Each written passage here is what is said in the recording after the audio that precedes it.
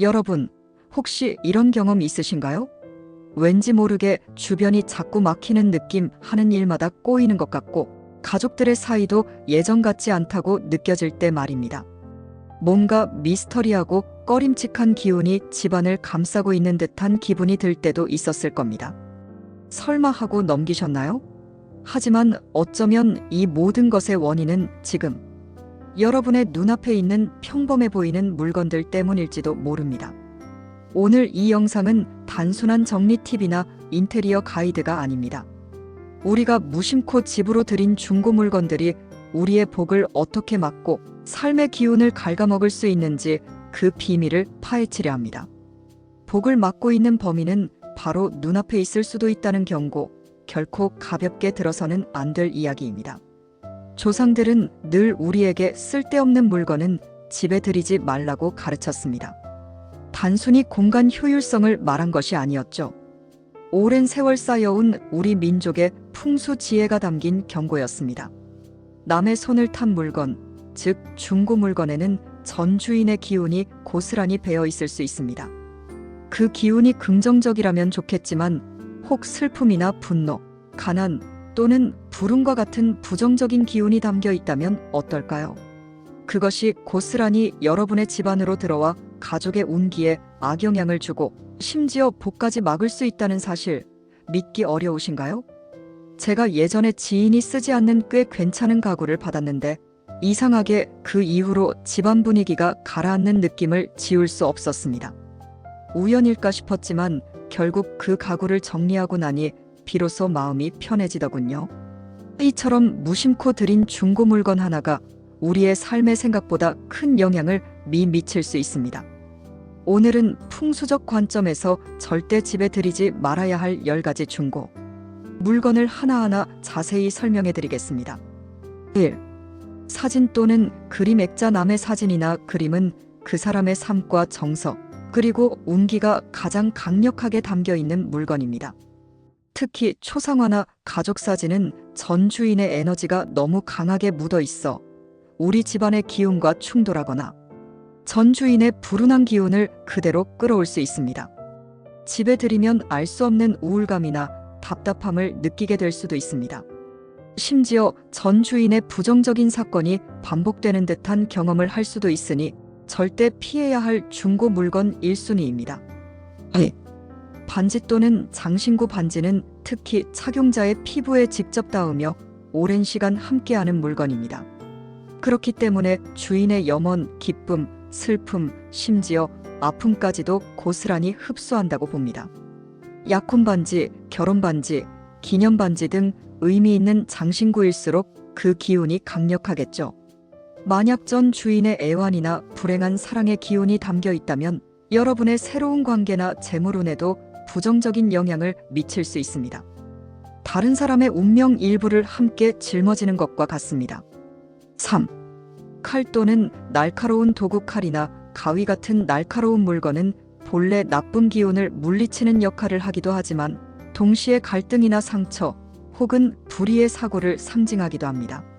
중고 칼에는 전 주인의 분노나 갈등의 기운이 배어 있을 수 있어 가정 내 불화나 다툼을 유발할 수 있다고 풍수에서는 경고합니다.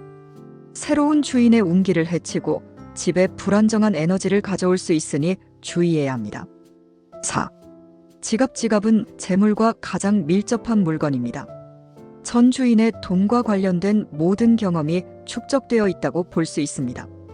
만약 전 주인이 금전적으로 어려움을 겪었거나 가난한 기운에 시달렸다면 그 지갑에는 부정적인 재물 기운이 고스란히 담겨 있을 수 있습니다. 그 지갑을 사용하면 본의 아니게 전 주인의 금전운을 답습하게 될 수도 있으니 새 지갑을 사용하는 것이 현명합니다. 복을 부르는 가장 중요한 물건입니다. 5. 신발. 신발은 우리 발이 닿는 곳, 즉 이동과 활동을 상징하며 외부의 기운을 가장 먼저 접하는 물건입니다. 전 주인이 어디를 다니며 어떤 일들을 겪었는지 그 사람의 발자취와 에너지가 신발에 스며 있다고 봅니다. 만약 전 주인이 좋지 않은 일을 겪었거나 병을 앓았다면 그 신발을 통해 부정적인 기운이 우리 집으로 들어올 수 있습니다. 발에 맞지 않는 신발이 불편하듯 운에도 좋지 않은 영향을 줄 수 있습니다. 6.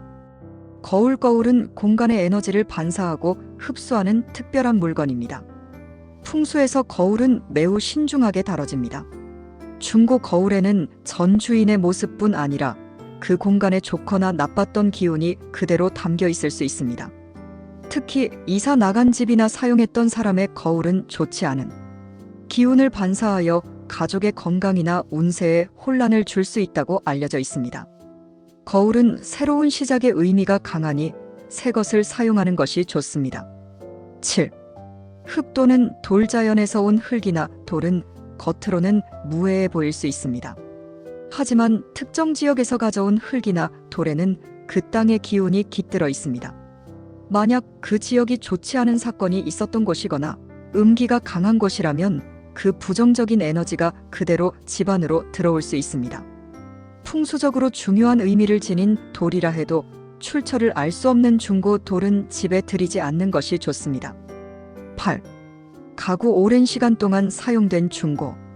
가구는 그 집과 사람들의 기운을 가장 많이 흡수하는 물건 중 하나입니다.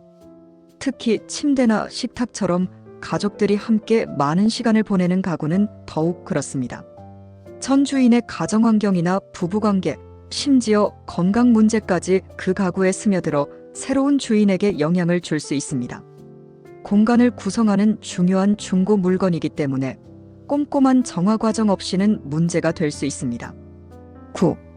화분 또는 식물. 화분이나 식물은 살아있는 기운을 가지고 있습니다.